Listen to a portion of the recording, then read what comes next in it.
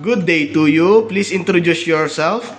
Good day, sir. I am Manilan de la Cruz Bautista, 32 years old, single, with one daughter aged 10 years old.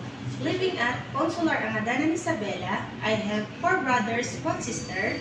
I am 6th child of them. I am a high school graduate. Okay. Do you have experience abroad? No, sir, but I work here in the Philippines as housemaid with 2 years, with 2 couple, with 2 children aged 2 years old and 5 years old.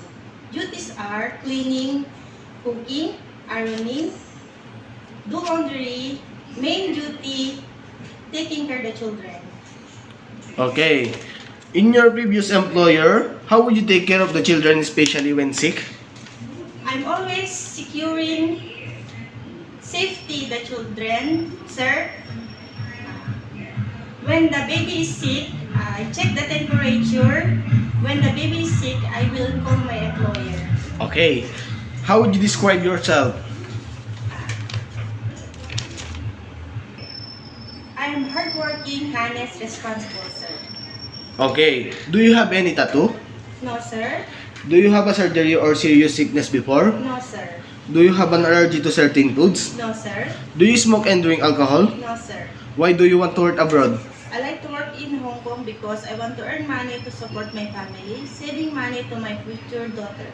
Okay. If you get hired, who will take care of your children? My parents, sir. If you're homesick, what would you do? I will focus to my work and remind myself I need this job for my family, sir. Okay. What time do you usually sleep and wake up when you are working? Usually around 10 p.m. after my work and wake up 10 a.m. sir. Okay. Are you the one who does cooking and do market at home? Yes, sir. Sometimes kids are super active and they tend to be out of control. How would you control your temper? I will be more patient and calmer, sir.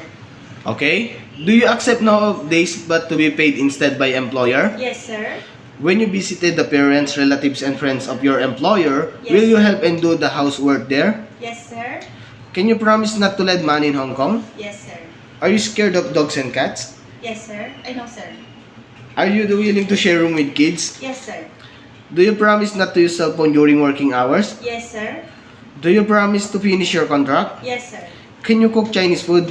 No, sir, but I'm willing to learn. Can you sing a nursery song? Yes, sir. Daddy, yes, Papa.